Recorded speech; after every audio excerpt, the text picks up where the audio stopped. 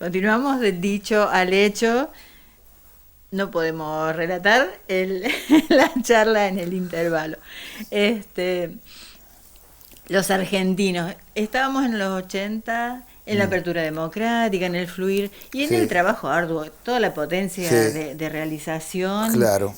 Fueron años de mucha, en lo personal, Sí, y en general también creo que para nosotros como país fueron años muy productivos aquellos, ¿no? Por lo menos hay ciertas cosas que aparentemente habíamos aprendido, ¿no? Después de la dictadura, después de las cicatrices y de todo eso. Temas ¿no? de los que podíamos hablar, Dios mío, como claro, valores, claro, hablar de derechos humanos. Claro.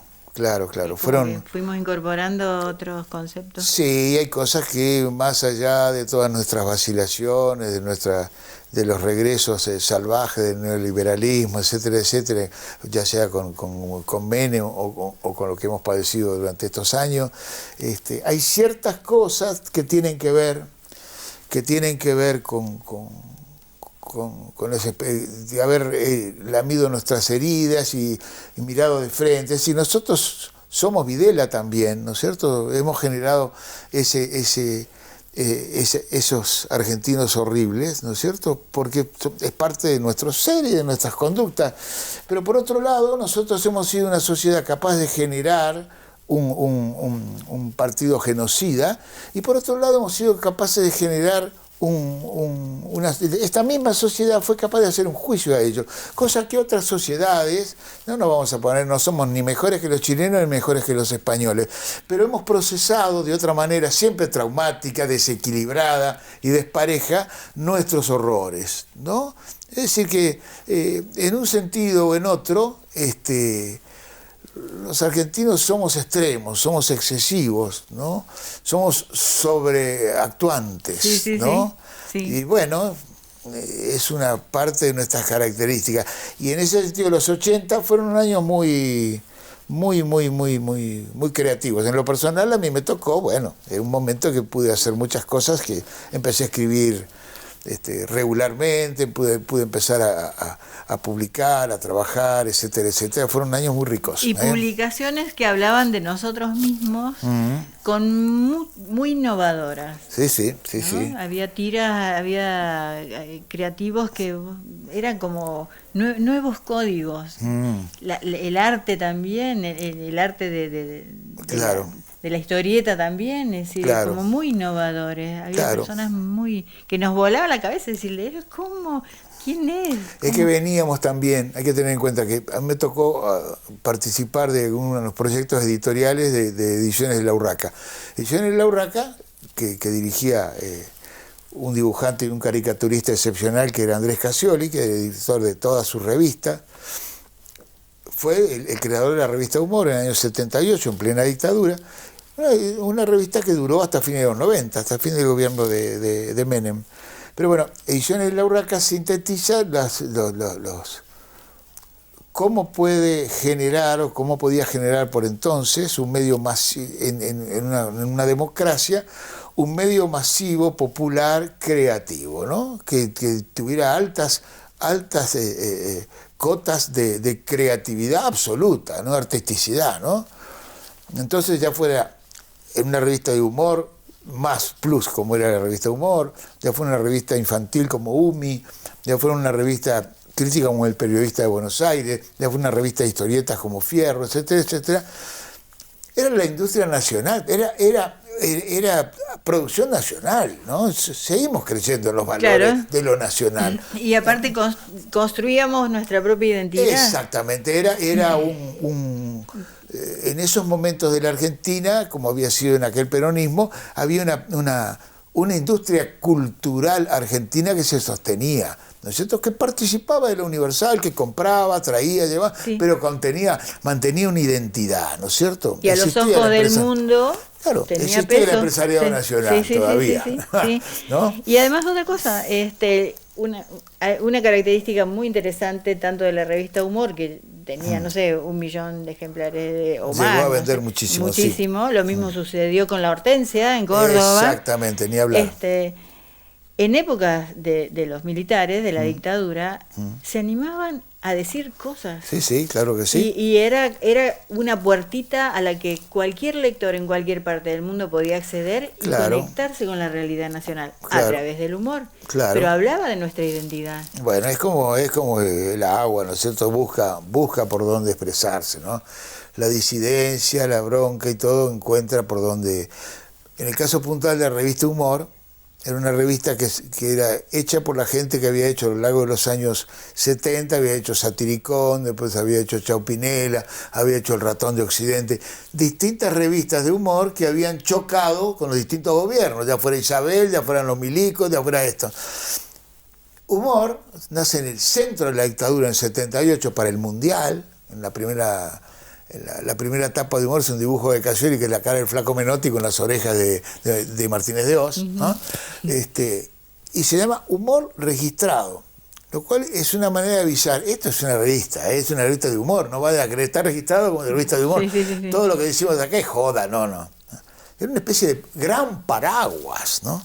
Ahora, ¿qué convirtió a esa revista en algo más que eso?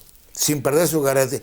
Los lectores, es decir, va encontrando espacios desde donde hablar, donde poder levantar el dedito, ¿no? Estaban las cartas de lectores que empezaron a crecer las páginas amarillas, ¿no? Claro. Es que se empezaban a expresarse en la sociedad, reportear a un tipo que nadie reporteaba, que estaban prohibidos, que estaban afuera, que venían. Esos pequeños logros, pequeños pasitos frente a la prensa canalla. Claro, ¿no? y el humor era como el escudo, te protegía. El humor era la forma natural, pero en el humor también estaba la puertita del señor López, que eran, entre otras cosas, una metáfora de ciertas cosas, de las formas de la represión, e infinitas otras cosas, ¿no? Y bueno, vamos a saltar, vengamos rápido para nuestro presente, por el bloque se nos termina. Los 90 que fueron también muy reveladores. Caímos nuevamente en crisis. Y la última fantasía que se fue concretando esta década del kirchnerismo, donde la década ganada, sí señor, la década ganada. Fuimos construyendo otra forma de ser argentino. Sí, pero además hay una cosa, es lo que nos da, porque ahora, esta alternativa que tenemos ahora de acceder al gobierno, el poder es otra cosa, ya sabemos, ¿no? Sí, el poder es, si tenés el gobierno es probable que sea más fácil pelear por el poder, ¿no?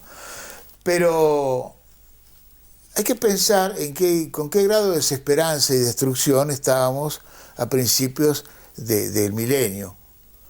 Y cómo un gobierno que surgió rengo y casi con 20 y pico % de los votos, un gobierno por el cual ni siquiera los que lo votábamos podíamos tener tanta confianza, supo, ¿no es cierto?, desde esa indigencia pero con fortaleza ideológica y capacidad política, construir un auténtico polo de poder en el cual fue aglutinando todos aquellos que no lo apoyaban al principio.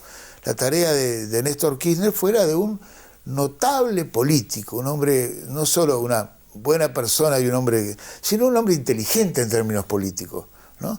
Todo este proceso que va de Néstor al gobierno de Cristina, etcétera, es la consolidación de un lugar de venir de la nada a llegar a construir una realidad, ¿no es cierto?, que es flagrantemente positiva, ¿no es cierto?, que tenía que ver con la economía. De nuevas generaciones que creyeron en un proyecto político. Exactamente, el regreso a la política, que no fuera una mala palabra, ¿no es cierto?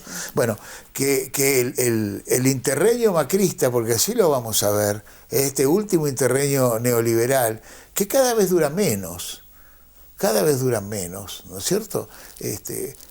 Creo que tiene que, para nuestra sociedad, para todos, los que lo apoyaron y los que fuimos derrotados, tenemos que aprender algo, ¿no? Si no podemos pensar que la gente se equivoca, no es así.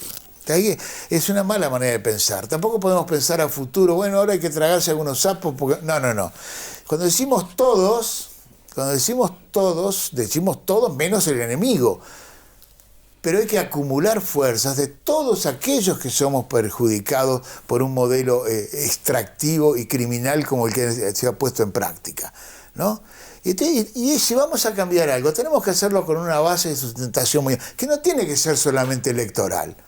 Porque las alianzas que son puramente electorales y no programáticas son las primeras que se vuelven en contra. Cobos no es un traidor, es un cagador, que es distinto. Es un traidor, no es un traidor porque nunca estuvo. Para que sea traidor tiene que haber sido alguien que tuvo realmente comunidad en tus sueños. Tiene que haber sido un amigo. Solo los amigos traicionan, decía Mario Puzo, le hace decir a Salvatore Giuliano. Solo los amigos traicionan. Y bueno, y la paradoja de estos últimos tiempos y el desafío como la fórmula Durán Barba acá, la fórmula del negacionismo acá, la fórmula... y cómo se puede llegar a la gente, cómo puede haber una importante acción política y convocatoria a través de un libro, como es editar lo que hizo Cristina con su libro. Claro, bueno, Cristina, lo que pasa con Cristina además, que además es una política de un calibre que no hay, ¿no es cierto?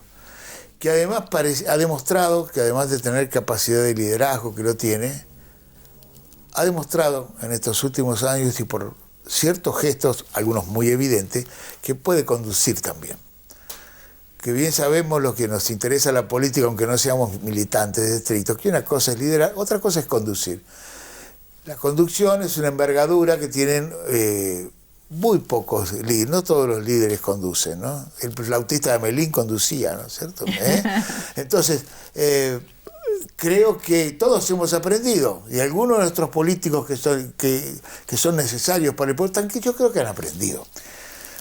Y el que vea en ciertos gestos actuales una mirada puramente coyuntural y de coyuntura se equivoca, o espero que se equivoque, que estas convicciones que han llevado a elegir compañeros que puedan ser aglutinantes de una mayoría, no sea un gesto puramente electoral, sino que sea una convicción. Cuando decimos todos debemos pensar en esos términos, porque si no, como diría Toussaint, puede fallar, ¿no? Y no creemos que va a fallar, porque creemos que este es un proyecto con el que derrotaremos a esta basura que nos ha tocado. Es un proceso en el cual, y un proyecto en el cual hay una autocrítica genuina y hay una visión de país que es absolutamente contrapuesta a esto que nos ha tocado vivir. Así que tenemos confianza en lo que viene. La frase para cerrar el bloque. Ideal. Muchas gracias por haber venido, por visitar nuestra casa. Por favor. Bueno, vamos a una pausa nuevamente y esto es Del Dicho al Hecho.